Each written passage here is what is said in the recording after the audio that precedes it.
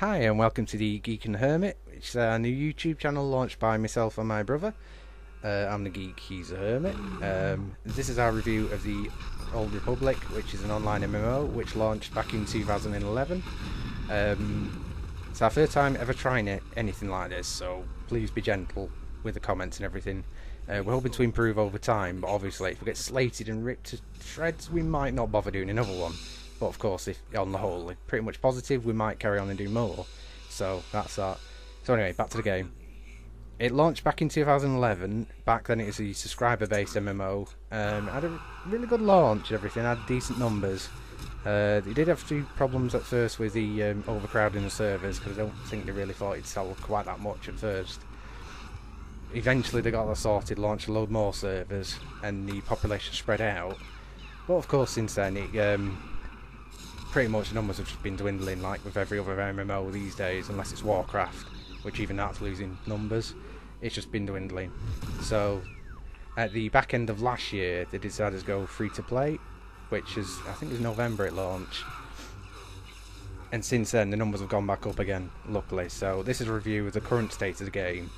With the it's currently free to play, but it's based on, they have like an inbuilt cash shop, which is like called the Cartel Market, I think it's called, which basically lets you buy all upgrades and unlocks and everything, which we'll get more into that later on. So yep, there is actually a small expansion launch of this soon called the Rise of the Hook Cartel.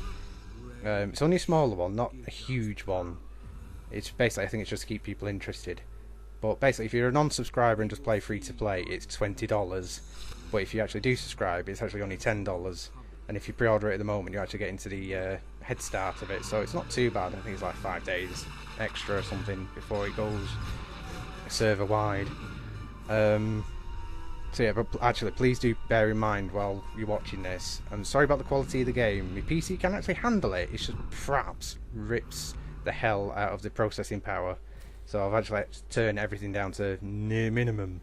So of course on your system it should look a lot better, unless you're running it on an Atari or something like that. It's really not a stunning game to look at anyway. So, right, let's just have a quick look at the character creation screen now. Basically, there's 4 different archetypes of characters, which you just saw broken down a second ago. And within those, within each of the 4, basically you get an option of 2 different pathways you can go. So basically, like Sith Warrior, you'll get to go like, God, I can't remember the bloody names of them now. Basically you go for it, you'll have a tank and a damage build that you can go, I can't remember if it's a Juggernaut or something, and you'll have just the DPS dual wield lightsabers, which is all basically focused on damage. It's the same with every class really. Basically bounty hunter's the same. You can either go the typical bounty hunter one where you get all the gadgets and whatnot, or you can go for heavy armor, rockets and all that palaver. So this is pretty much just the hub area, which is kind of like the Republic fleet, where all the main shops and where you actually access to instances mostly done through here as well. You can actually train all your skills, the shops here, and also access to your hangar and your ship, which I should show you later on as well. It doesn't look like much, but basically it's always busy. It's just easier to access everything from here.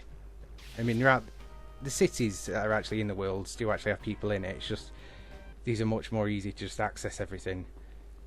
I'm just showing you quickly now what an instanced area looks like, because most of the story-based missions will have instances such as this, which you and your party can go into and just talk to the NPCs and everything, and basically it's like a little story just for you and your mates if you've got in it. If not, you can just solo it and just have your companion, which you'll have with you at all times. It's just basically, it makes it feel like a Mass Effect, but basically online. So if you're an RPG lover at any point, you will, well, you should like this game, if not love it. There are a lot of criticisms launched at the game because it's basically, it feels like a lot more of a single player MMO, which I can kind of understand because a lot of it's instanced. But to be honest, I kind of prefer that, because even in the open worldy games I tended to just grind my way to cap anyway and then worry about teaming up with people, like for raids, instances and whatnot.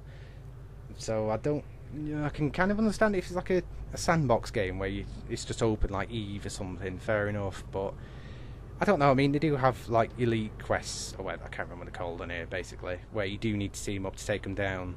So it does kind of influence teaming up there. It's just on the whole, basically, because of the companion, there's a lot of the game you can actually just solo, and you can quite easily solo to cap in it. It's just basically just showing you slightly a more open world looking one, which is basically Tatooine. Sorry, the speeders do get quicker, but because I'm only still lower level and a cheapo one is pretty slow. But the one thing is you can actually fast travel over to in the distance where you can see, but if you go past these beacons on your own speed, you start getting this exhaustion zone thing. But this is just even more of it now. It is a lot more open, but there are like limits basically. You know, like in Warcraft where you used to swim out and then start getting exhausted really, so you had to start then swimming back. It's kind of just like that, but here, like you can see, you can just, if you want to go and drive over to that big bloody mech thing that's in the film, I'm sorry, I don't know what it's called. If you want to go and fly over to that thing, you can do. But the trouble is with it, I think one of the major problems we've got is you don't really start seeing the open world, the more open areas basically, until quite later on in the game. But because earlier on it's like Coruscant and everything, it's mostly corridors and just metal corridors. So I think it tends to bore people to death before they get to the open areas. And this is just a quick view of your ship, because you get like a little instance hangar where it is. It will actually change per class, so the Jedi Knight won't be the same as Jedi Consulas and everything. And of course the Bounty Hunter and so on and so forth. I'm not sure if you can change the model, but you can actually equip it with different armour, and I think they might change it later on. I don't know, maybe. But yeah, you can equip it with up-to-date blasters, shielding and everything. And here's just a quick look at what these space missions look like. I'm sorry, it does look a bit... It doesn't look as good as it can do when it's on minimum, obviously, so just please bear that in mind. These are just on rails, really, which is like, a lot of people have been launching criticism at it because of that as well. It's not bad as a minigame, to be honest, really. If you ever played anything like Star Fox, or whatever it's called, Starwing over here, on the N64 or SNES, it's just like that, really. It's alright for a mess on, it's just pretty much as like a distraction. I don't think it's really meant to be grounded constantly, because you just go mad, I think. And to be honest, they always seem to be slightly too easy, or you get destroyed. I haven't seemed to find the middle ground for it yet. But to be honest, I like them. I don't see why people moan about them so much.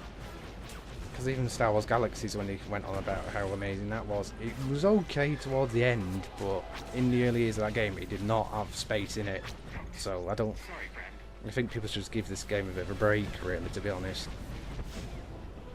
I can't remember if I had footage of a different one on here. No, I didn't, apparently. This is one of the more funnier normal quest lines. Every quest line will be fully voiced. And it's just to highlight some of the choices. Basically, it works like the Bioshock? God? Mass Effect, sorry. Where the top side of it is classed as good choice, basically. The bottom side is classed as bad. Middle, kind of neutral, who cares sort of thing. But this is just to show you, it's one of the early bounty missions, bounty hunter ones. Actually, I think it's actually available to everyone on the Sith side, Empire side. Sorry. It's just funny. I think the voice acting is top notch on it all. I know it costs a ton to do, but I think it just helps really, because a most mundane quest can at least be vaguely interesting just because it's fully voiced and everything. Because, let's face it, who actually reads those quest texts? You might read it in the first 10-15 levels of the game, and you could just say blah blah blah, go kill 10 wolves. Okay, that's pretty much it. So, because like I said, I'm an RPG geek, so for me it's just, on this bit I'm afraid I do love. And there's nothing you can do to change that. Slightly sadistic, but hey, it works. But yeah, I don't know really.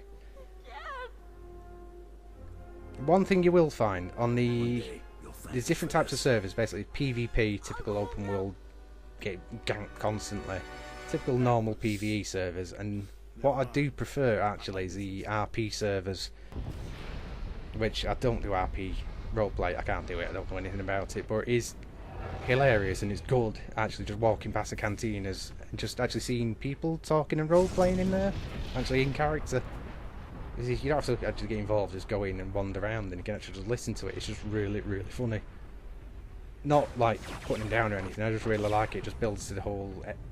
I don't know, it helps with the game, but loads and loads of people do it, so it's just easy to get into if that's your thing. I mean, to be honest, I'm useless at it anyway, so I play along a bit if you talk to me, but it's just...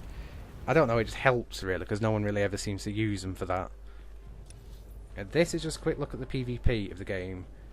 This is just a normal, easy one where you basically capture 3 bases, which then do damage to the opponent's spaceship, or aircraft, or whatever you want to call it, that's hovering in the air.